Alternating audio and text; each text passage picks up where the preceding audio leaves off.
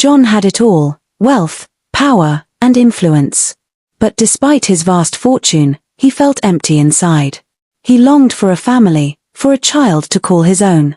But as a busy billionaire, he didn't have time for relationships or the hassle of adoption. So, he took a drastic measure.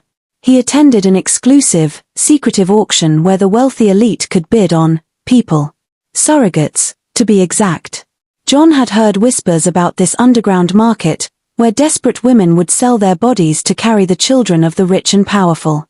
John bid on a young woman named Sarah, a single mother struggling to make ends meet. He offered her a substantial sum of money, enough to set her up for life, in exchange for carrying his child. Sarah, desperate to provide for her own child, agreed to the arrangement. She signed a contract, and John transferred the funds into her account. But as the months went by, John began to notice something strange. Sarah seemed different. She was kind and caring, but there was a depth to her that he couldn't quite explain. One day, John decided to visit Sarah at her home. He arrived unannounced, hoping to catch her off guard. But as he entered her living room, he was met with a surprise. Sarah was sitting on the couch, surrounded by photos of her child. But it was the photo on the mantel that caught John's attention. It was a picture of Sarah, holding a newborn baby.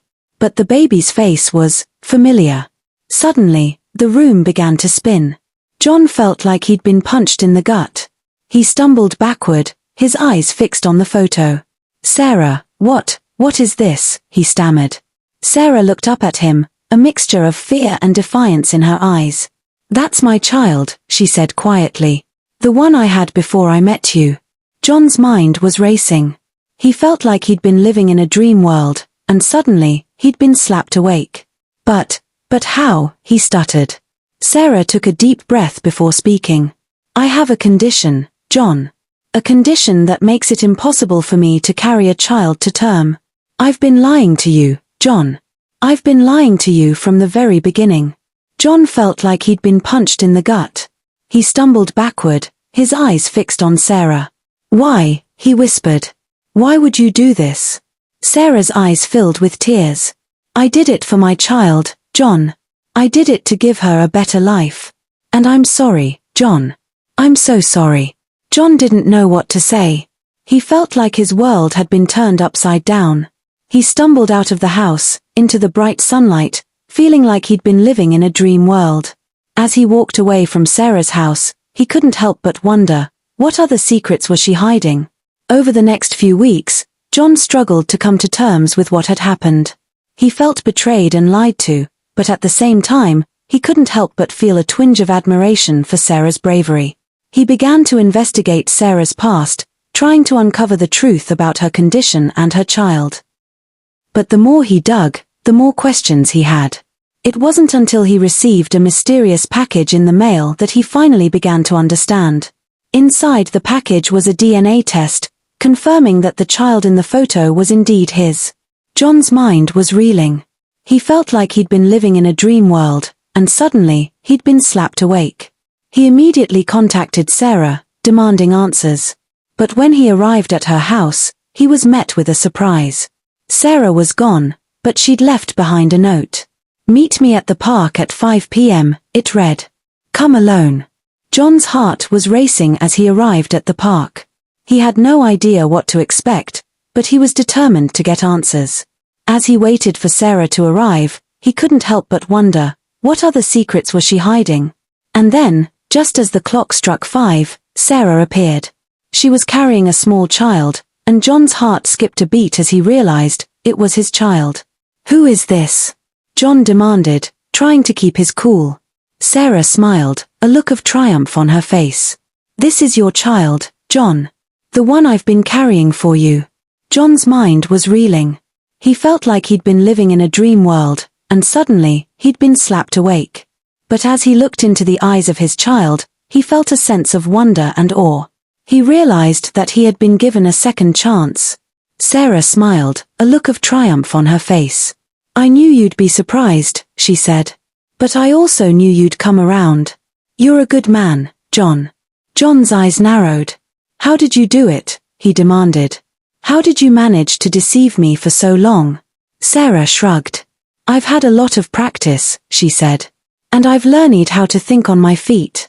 But I have to admit, I didn't expect you to figure it out so quickly. John's mind was racing. He felt like he'd been living in a dream world, and suddenly, he'd been slapped awake. What do you want from me? He demanded. Why did you do this? Sarah's expression softened. I did it for my child, she said. I wanted to give her a better life, and I knew that you could provide that for her. John's eyes widened. Your child, he repeated. But I thought the child was mine. Sarah smiled. The child is yours, John, she said. But she's also mine. You see, I have a condition that makes it impossible for me to carry a child to term. But I was able to carry your child, and I gave birth to her just a few weeks ago. John's mind was reeling. He felt like he'd been punched in the gut. Why didn't you tell me? He demanded. Why did you deceive me? Sarah's expression was calm. I didn't deceive you, John, she said. I just didn't tell you the whole truth. And I did it to protect my child. John's eyes narrowed. Protect your child from what? He demanded. Sarah's expression hardened. From you, she said. From your wealth and your power. I knew that if you found out about the child, you'd try to take her away from me. And I couldn't let that happen. John's face went white. He felt like he'd been slapped. How could you think that of me? He demanded. I'm a good man, Sarah. I would never hurt you or your child. Sarah's expression softened. I know that now, she said. But I didn't know it then. And I had to protect my child. John's eyes widened. What do you want from me? He demanded. Why did you bring me here? Sarah smiled. I brought you here because I want you to meet your daughter, she said. And I want you to be a part of her life. John's face went white. He felt like he'd been punched in the gut. My daughter, he repeated. You mean, the child is mine? Sarah nodded. Yes, John. The child is yours. And I want you to be a part of her life. John's eyes widened. He felt like he'd been living in a dream world, and suddenly, he'd been slapped awake. What do I do? He demanded. What do I do now? Sarah smiled. Now, you get to meet your daughter, she said. And you get to be a part of her life. As John gazed into the eyes of his daughter, he felt a sense of wonder and awe. He realized that he had been given a second chance, a chance to be a father and to make a difference in the life of this tiny human being. And as he looked at Sarah, he felt a sense of gratitude and respect. He realized that she had been trying to protect her child, and he admired her for that. Thank you, he said, his voice filled with emotion. Thank you for giving me this chance. Sarah smiled. You're welcome, John, she said. I'm just glad that I could give you this gift. As John held his daughter in his arms, he felt a sense of joy and wonder. He realized that he had been given a second chance, a chance to be a father and to make a difference in the life of this tiny human being. And as he looked at Sarah, he felt a sense of gratitude and respect. He realized that she had been trying to protect her child, and he admired her for that. Over the next few weeks, John spent every spare moment with his daughter. He changed her diapers, fed her, and rocked her to sleep. And as he did, he felt a sense of joy and wonder that he had never felt before. As John spent more time with his daughter, he began to realize just how much he had missed out on. He had always been focused on his career, on making money and building his business empire.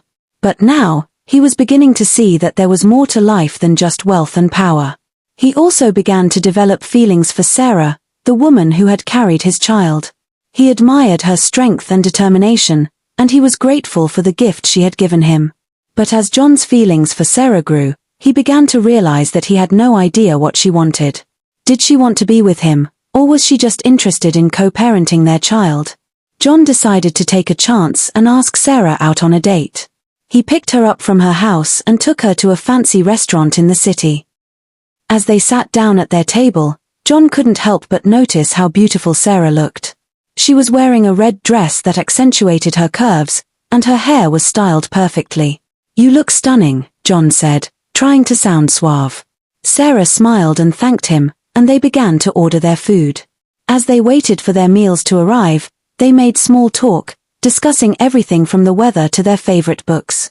But as the night wore on, John began to realize that he wanted to know more about Sarah. He wanted to know what made her tick, what she was passionate about, and what she wanted out of life. So, he decided to ask her. "Sarah, can I ask you something?" he said, looking into her eyes. "Of course," she replied, smiling. "What is it? What do you want out of life?" John asked, his voice filled with curiosity. "What are your dreams and aspirations?" Sarah thought for a moment before responding. "I've always wanted to be a writer," she said.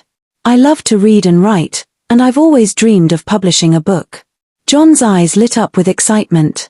"That's amazing," he said. "I had no idea you were a writer." Sarah smiled.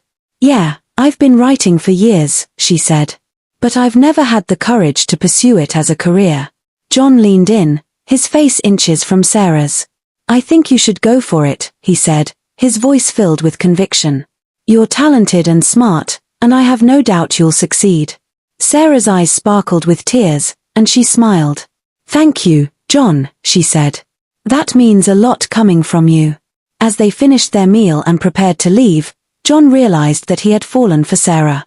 He wanted to be with her, to support her and encourage her to pursue her dreams. And as they walked out of the restaurant, hand in hand, John knew that he had found his perfect match. Over the next few weeks, John and Sarah's relationship blossomed. They spent every spare moment together, exploring the city and getting to know each other. John also began to support Sarah's writing career, encouraging her to pursue her dreams and offering to help her in any way he could. And as Sarah's confidence grew, she began to realize that she had fallen for John too.